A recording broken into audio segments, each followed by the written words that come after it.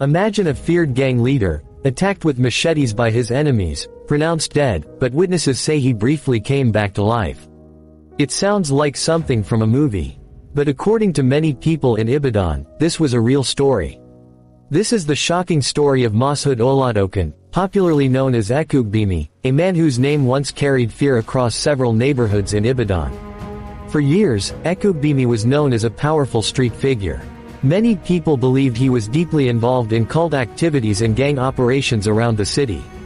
In places where rival groups fought for control and influence, Ekugbemi was often mentioned as one of the most feared leaders. Some people saw him as untouchable. Others believed his power came from dangerous connections and street loyalty. But in the world of gang rivalry, power never lasts forever. And sooner or later, every king faces a challenger. By 2020, tension between rival groups in Ibadan had been growing. The streets were already tense as different factions competed for supremacy. One of the groups often mentioned in these conflicts was the notorious gang known as 1 Million Boys, a group that had gained a reputation for violence in several parts of Nigeria.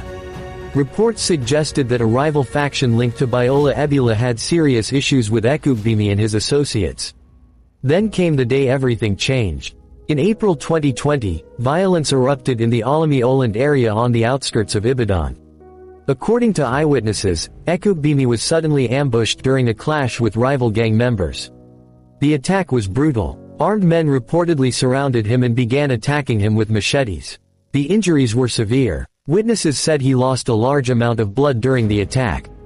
Despite the violence, Ekugbemi was still alive when people rushed him to a nearby medical facility known as the Hand of God Clinic in Alimi. Doctors tried to stabilize him. But his injuries were too serious. After some time, he was pronounced dead due to excessive blood loss. News of his death quickly spread across Ibadan. For many residents, it was shocking. A man once believed to be powerful and feared across the streets had suddenly fallen. But then, something strange began to circulate. Soon after his death, rumors started spreading among residents and on social media. Some eyewitnesses claimed that Ekugbemi's body was taken to his father's shrine. And according to these claims, something unexpected happened there. People began saying that Ekugbemi briefly showed signs of life again. Some said he moved. Others said he tried to speak. To many, it looked like he had come back to life. For a moment, the story sounded unbelievable. Was it a miracle? Was it a spiritual ritual? Or was it simply the final movement of a dying body? No one could clearly explain what really happened. But the rumor spread quickly across Ibadan, turning the story into one of the most talked about events in the city. By early Sunday morning, it was confirmed that Ekugbemi had finally passed away. This time, there was no doubt. The feared gang leader was gone.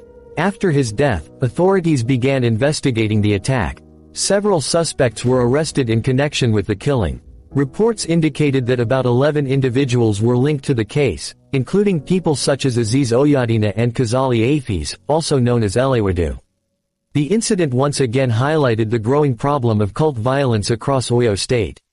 For many residents, the death of Ekugbemi became a powerful reminder of how dangerous gang rivalries can become. In the streets, power can rise quickly. But it can also disappear just as fast. Ekugbemi once ruled parts of Ibadan with fear and influence. But in the end, his story followed the same path as many others who lived in the world of violence. A rise to power.